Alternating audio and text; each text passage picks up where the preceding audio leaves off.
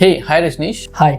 मुझे तुमसे ना एक बात पूछनी थी। हाँ पूछो। एक्चुअली में यार मेरे पेरेंट्स ना इस टाइम पे रिटायर हो चुके हैं और रिटायरमेंट के बाद ना उनकी जो मंथली इनकम है वो लगभग बंद हो चुकी है। तो मैं सोच रहा था कि क्यों ना उनके नाम पे किसी ऐसी जगह पे इन्वेस्ट करूं जहाँ पे पैसा तो सेफ रहे ही, अच्छे रिटर्न्स मिले ही, लेकिन उसके साथ ही साथ ना रेगुलर बेसिस पे एक फिक्स इनकम भी मिल सके, ताकि उनके जितने भी पर्सनल एक्सपेंसेस हैं या जो कुछ डे टू डे एक्सपेंसेस हैं तो वो उसमें आराम से मैनेज हो जाए। तो पहले तो मैं सोच रहा था कि बैंक में एफडी करवा देते हैं, सबसे आसान काम वही रहेगा और उनको फिर वहाँ से मंथली बेसिस पे इंटरेस्ट की जो इनकम है वो मिलती रहेगी।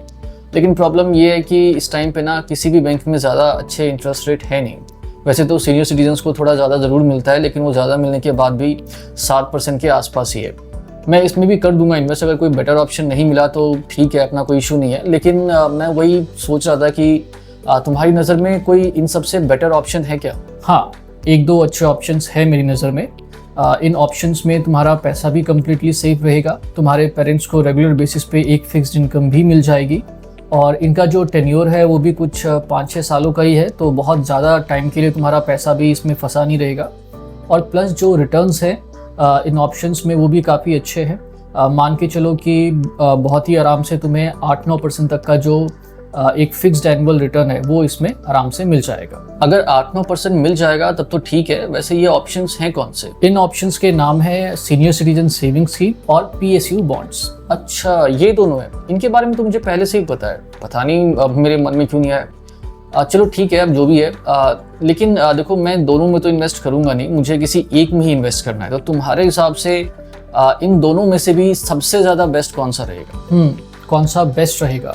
तो देखो ये मैं तुम्हें बता दूंगा, बट अभी क्या है ना कि अभी मुझे थोड़ा सा काम करना है, तो जैसे ही मैं फ्री हो जाता हूँ तो उसके बाद हम बात करते हैं इस बारे में। ठीक है? ओके फाइन, लेकिन प्लीज़ भूलना मत। हाँ श्योर, जैसे ही ये काम खत्म होता है ना वैसे ही हम बात करते हैं। ठीक है, चलो, थैंक यू। ओके।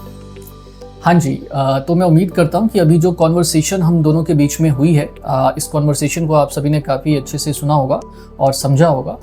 तो इस टाइम पे अगर आपकी फैमिली में भी कोई सीनियर सिटीजन है, जैसे आपके पेरेंट्स हो गए या आपके ग्रैंड पेरेंट्स हो गए, या फिर आप खुद एक सीनियर सिटीजन हैं और आप एक लमसम अमाउंट शॉर्ट टर्म के लिए, मतलब कुछ 5-6 सालों तक के लिए अगर किसी ऐसी जगह पे इन्वेस्ट करना चाहते हैं जहाँ पे आपका पैसा 100% सेफ रहे, आपको रिटर्न्स भी बहुत अच्छे मिले और साथ ही साथ आपको रेगुलर बेसिस पे एक फिक्स्ड इनकम भी मिलती रहे, तो ऐसे में आज की इस वीडियो को आप अंत तक ज़रूर देखें, क्योंकि आज की इस वीडियो में मैं आप सभी के साथ इस करंट सिचुएशन में सीनियर सिटीजन्स के लिए जो सबसे ज़्यादा फायदेमंद स्कीम है उसकी जानकारी शेयर करने वाला हूँ। तो मैं उम्मीद करता हूँ कि आप इस वीडियो को अंत तक ज़रूर देखें। नमस्कार, मेरा नाम है रजनीश झा और आप देख रहे हैं आपका चैनल मनी उपाय, एक कदम अमीरी की ओर। चलिए शुरू करते हैं।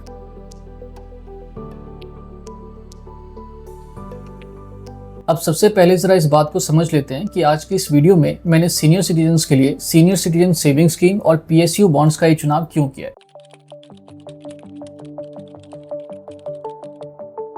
तो देखिए, आज की इस वीडियो में मैंने इन्हीं दो ऑप्शंस को इसलिए चुना है क्योंकि इस टाइम पे अगर आप बाकी के जो और सेफ इन्वेस्टमेंट ऑप्शंस हैं, अगर आप उनको एक्सप्लोर करते हैं तो उसमें ना जो इंटरेस्ट रेट इस टाइम पे आपको मिलेगा, जो उनका रिटर्न है इस टाइम पे ना, वो इन दोनों के कंपैरिजन में काफ़ी कम है। जैसे कि अगर आप किसी बैंक में अगर आप FD करवाने के लिए जाएंगे तो इस टाइम पे उनका बहुत ही ज़्यादा बुरा हाल चल रहा है।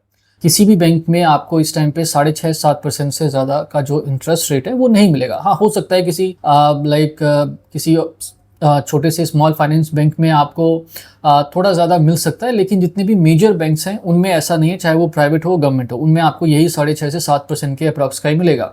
सीनियर सिटीजन्स को हर जगह थोड़ा ज़्यादा मिलता है, लेकिन वो ज़्यादा मिलने के बाद भी 7% के इर्द गिर्द ही आपको जो इंटरेस्ट रेट है वो घूमते हुए नज़र आएंगे। इसके अलावा अगर आप पोस्ट ऑफिस की तरफ भी जाते हैं तो उसका जो फिक्स डिपॉजिट स्कीम है उसमें भी आपको मैक्सिमम 7.5% तक का ही जो इंटरेस्ट है वो इस टाइम पर मिल सकता है। फिर अगर आप पोस्ट ऑफिस की एक और स्कीम जिसका नाम है मंथली इनकम स्कीम, तो अगर आप उसमें भी अपना पैसा इन्वेस्ट करेंगे तो वहाँ पर भी वही हाल है, वहाँ पर भी 7% के इर्द गिर्द ही आपको जो इंटरेस्ट रेट है वो देखने को मिलेगा। इसके अलावा अगर आप जाते हैं ये पेंशन प्लान्स की तरफ, तो पेंशन प्लान्स में भी क्या है कि आपको ज़्यादा से ज़्यादा 6-6.5% का ही जो एनुअल रिटर्न है वो देखने को मिलता है। आप चाहे किसी भी इंश्योरेंस कंपनी से खरीद लीजिए, आपको इसी के इर्द गिर्द देखने को मिलेगा। हाँ, जो पेंशन प्लान्स होते हैं, क्योंकि उसमें कई सारे आपको ऑप्शंस देखने को मिलते हैं, तो कुछ सर्टेन ऑप्शंस में आपको वो 7-8% तक का भी दिख सकता है। लेकिन जो ऑप्शंस लोगों के लिए यूजफुल होते हैं, जिनका ज़्यादातर लोग चुनाव करते हैं, उसमें आपको यही 6-6.5% का ही जो एक फिक्स्ड एनुअल रिटर्न है वो देखने को मिलेगा। इसके बाद में अगर आप बॉन्ड्स की तरफ जाते हैं, तो बॉन्ड्स में अगर हम बात करें सेंट्रल गवर्नमेंट के बॉन्ड्स की या स्टेट गवर्नमेंट की बॉन्ड्स की, तो उसमें ज़रूर आपको ये क्या कहते हैं, बैंक एफडी या पोस्ट ऑफिस की जो स्कीम्स है उनके कंपैरिजन में आपको थोड़ा ज़्यादा ज़रूर मिलता है इंटरेस्ट रेट। लेकिन वहाँ पर भी ना 8% से ज़्यादा आपको कहीं भी नहीं मिलेगा। आपको 8% से कम का ही जो इंटरेस्ट रेट है वो देखने को मिलता है।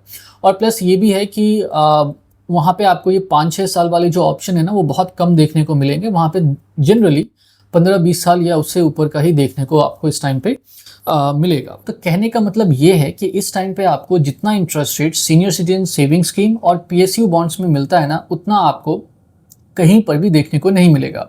सीनियर सिटीजन सेविंग स्कीम में इस टाइम पे आपको 8.2% का इंटरेस्ट मिल रहा है, और जो पीएसयू बॉन्ड्स है इसका सीनियर सिटीजन सेविंग स्कीम की तरफ फिक्स इंटरेस्ट रेट तो नहीं है, मतलब इसमें क्योंकि कई सारे आपको मल्टीपल ऑप्शंस देखने को मिलते हैं, तो हर एक बॉन्ड का अपना अपना इंटरेस्ट रेट होता है। तो यहाँ पे आपको ज़्यादातर जो बॉन्ड्स हैं उनमें आपको 8.5 से लेकर के 9% तक का, या 9.1 या 9.2 तक का जो इंटरेस्ट रेट है वो मिल जाता है।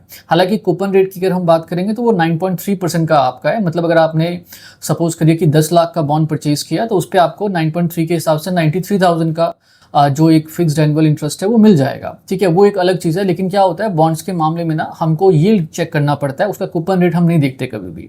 तो मैं जब मैं बोलता हूँ कि 9% के अप्रॉक्स का, तो मैं बात कर रहा हूँ करेंट यील्ड की। ठीक है, तो कूपन रेट यहाँ पे थोड़ा आपको ज़्यादा मिलेगा, लेकिन जब करंट यील्ड को देखेंगे, यानी कि जो एक्चुअल रिटर्न होता है वो अभी थोड़ा सा कम है, लेकिन वो कम होने के बाद भी आपको 9% के आसपास का देखने को मिल जाता। तो ये जो 8-9% का जो इंटरेस्ट है ना, इस टाइम पे आपको और कहीं भी देखने को नहीं मिलेगा। इसलिए मैंने आज की इस वीडियो में इन्हीं 2 ऑप्शंस का चुनाव किया है।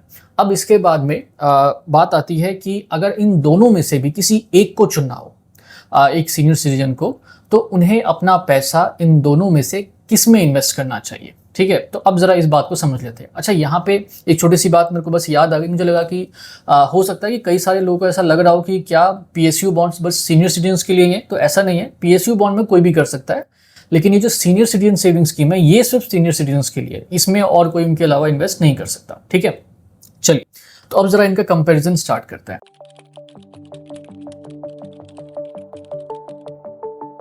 तो देखिए, सबसे पहले अगर हम बात करेंगे सेफ्टी की, तो ये दोनों ही 100% सेफ है। यहाँ पे आपका जो पैसा है उसका डूबने का जो चांस है वो बहुत ही कम है, क्योंकि दोनों के पीछे ही भारत की जो सरकार है वो खड़ी है। तो इसलिए यहाँ पे आपका पैसा नहीं डूबेगा। इसके अलावा अगर हम बात करेंगे इंटरेस्ट रेट की, यानी कि आपको कितना रिटर्न मिलेगा इसमें, तो इंटरेस्ट रेट के मामले में अगर हम देखेंगे तो यहाँ पे जो क्लियर विनर है वो है पीएसयू बॉन्ड्स, क्योंकि इसमें आपको 9% के अप्रॉक्स तक का जो इंटरेस्ट है वो मतलब जो रिटर्न है वो आपको मिल जाता है, और कूपन रेट यहाँ पे 9.3% के आसपास का, जैसा कि मैंने आपको अभी थोड़ी देर पहले बताया था। लेकिन जब हम बात करते हैं सीनियर सिटीजन सेविंग स्कीम की, तो यहाँ पे जो इंटरेस्ट रेट है वो सिर्फ 8.2% का है। तो अगर आपके मन में ये है कि बस मेरे को बहुत ज़्यादा रिटर्न कमाना है, ठीक है, तब तो आपके लिए PSU bonds he the best है, क्योंकि देखो सेफ्टी का कोई इशू नहीं है, दोनों ही सेफ है। तो अगर सिर्फ और सिर्फ रिटर्न्स की बात है तो फिर आपके लिए इससे अच्छा और कोई ऑप्शन नहीं है। फिर इसके बाद में जो इंटरेस्ट आपको मिलता है ये कंप्लीटली टैक्सेबल है, तो ये आपके स्लैब के अकॉर्डिंगली टैक्स हो जाएगा। फिर इसके बाद में अगर हम बात करें लिक्विडिटी की, जो कि एक दूसरा सबसे इंपॉर्टेंट क्राइटेरिया है रिटर्न्स के बाद में, यानी कि अगर मान लीजिए कि मैच्योरिटी से पहले आपको कभी भी इमरजेंसी के केस में अगर इसमें से अपना सारा पैसा निकालना पड़े, तो उस सिचुएशन में दोनों में से कौन सी स्कीम सबसे ज़्यादा बेहतरीन है, तो इस मामले में अगर आप देखेंगे तो सीनियर सिटीजन सेविंग स्कीम ज़्यादा अच्छी है। यहाँ पे जो लिक्विडिटी है वो पीएसयू बॉन्ड्स के कंपैरिजन में ज़्यादा अच्छा है। कैसे अच्छा है, देखिए, अगर आपको मान लो मैच्योरिटी से पहले कभी भी किसी इमरजेंसी के सिचुएशन में अगर पैसा निकालना पड़े, तो सीनियर सिटीजन सेविंग स्कीम जो है इसमें से आप बहुत ही आराम से पैसा निकाल सकते हैं। आपको बस अपना मोबाइल या लैपटॉप खोलना है, फिर इंटरनेट बैंकिंग के जरिए, जिस बैंक के जरिए भी आपने इसमें अपना पैसा इन्वेस्ट किया है, वहाँ पे लॉगिन करना है और कुछ क्लिक्स के अंदर में आपका जो जो सीनियर सिटीजन सेविंग स्कीम का अकाउंट है ये बंद हो जाएगा और आपके पैसे आपके अकाउंट में आ जाएंगे। हो सकता है अकाउंट में आने में थोड़ा सा टाइम लग जाए, कुछ मिनट का टाइम लगे, कुछ घंटे का टाइम लगे, या ज़्यादा से ज़्यादा आपका 1 से 2 दिन के अंदर में वो पैसा आ ही जाएगा। लेकिन PSU बॉन्ड्स में ना ऐसा नहीं है, क्योंकि यहाँ पे क्या है कि वो जो PSU है, जो पब्लिक सेक्टर अंडरटेकिंग है, जिस कंपनी का आपने वो बॉन्ड परचेज किया है ना, वो आपको मैच्योरिटी से पहले पैसा नहीं देने वाली। ठीक है, तो आपके पास एक ही ऑप्शन बचता है कि आप इसको जा करके मार्केट में बेचें, जैसे स्टॉक्स वगैरह बेचते हैं वैसे। तो आप इसको लिस्ट करेंगे, फिर आप वेट करेंगे कि कोई बायर आए और जिस प्राइस पॉइंट पे आपने रखा हुआ है उस प्राइस पॉइंट पे वो आपसे परचेज कर ले। अब ये जो प्रोसेस है ये होने के लिए एक दिन में भी हो सकता है कि आपने लिस्ट किया, सेम डे पे बायर आ गया, उसने परचेज भी कर लिया, सारा काम हो गया। लेकिन ये भी हो सकता है कि आपको हफ्ता भर वेट करना पड़ जाए, आपको महीना भर वेट करना पड़ जाए। बिक तो जाएगा लेकिन वेट करना पड़ सकता है। ठीक है, तो यहाँ पे थोड़ी सी अनसर्टेनिटी रहती है इस चीज़ को लेकर के। सीनियर सिटीजन सेविंग स्कीम में ऐसा नहीं है, वहाँ पे सारा कंट्रोल आपके पास रहता है, आप जब चाहें तब अपना पैसा उसमें से निकाल सकते हैं। बट येस, अगर आप मैच्योरिटी से पहले निकालेंगे तो आपको पेनल्टी तो पे करनी ही पड़ेगी। तो सीनियर सिटीजन सेविंग स्कीम में क्या है कि अगर आप साल भर से पहले अगर पैसा निकाल लेते हैं तो आपको इंटरेस्ट का कोई सा भी पैसा नहीं मिलेगा। मतलब जो मिल गया होगा ना वो आपके डिपॉजिट से डिडक्ट करके आपको दे दिया जाएगा। उसके बाद भी अगर 1 साल के बाद भी आप निकालते हैं तो वहाँ पर भी कुछ 1-1.5% के अप्रॉक्स की जो पेनल्टी है वो लगाई जाती है, वो आपके डिपॉजिट से डिडक्ट होगा। तो एक अच्छी खासी पेनल्टी है इसमें भी। और अगर आप PSU बॉन्ड्स की तरफ जाते हैं तो वहाँ पे ऐसा कोई पेनल्टी का सिस्टम तो नहीं है, लेकिन मार्केट के सिचुएशन के हिसाब से सारी चीज़ें डिसाइड होंगी उस टाइम पे। तो हो सकता है कि आपको वहाँ पे इंटरेस्ट रेट रिस्क का सामना करना पड़े। मतलब अपना जो बॉन्ड है ना उसको हो सकता है डिस्काउंट पे बेचना पड़े। मतलब अगर आपके बॉन्ड की फेस वैल्यू है 10 लाख रुपए की, हो सकता है आपको 9,80,000 में बेचना पड़ जाए, 9,90,000 में बेचना पड़ जाए। तो इस तरह की सिचुएशन क्रिएट हो सकती है। बाकी अगर आप इंटरेस्ट रेट रिस्क के बारे में अच्छे से जानना चाहते हैं तो आप इस वीडियो को देख सकते हैं, इसमें मैंने काफी अच्छे से समझाया हुआ है। तो अगर आपके लिए लिक्विडिटी ज्यादा मैटर करता है, आपको लगता है कि रिटर्न्स में मैं थोड़ा बहुत कॉम्प्रोमाइज कर सकता हूँ, लेकिन ये लिक्विडिटी मुझे बहुत अच्छी चाहिए क्योंकि मेरे पास इमरजेंसी के लिए बहुत ज्यादा फंड नहीं है इस टाइम पे, तो ऐसी सिचुएशन में आपको सीनियर सिटीजन सेविंग स्कीम की तरफ ही जाना चाहिए। PSU बॉन्ड्स को आप इग्नोर कर सकते हैं। इसके अलावा अगर हम बात करें टैक्सेशन की, तो देखिए जो मैच्योरिटी पे पैसा मिलेगा वो आपका सीनियर सिटीजन सेविंग स्कीम हो चाहे PSU बॉन्ड्स हो, दोनों में ही टैक्स फ्री है, कोई टैक्स आपको पे नहीं करना।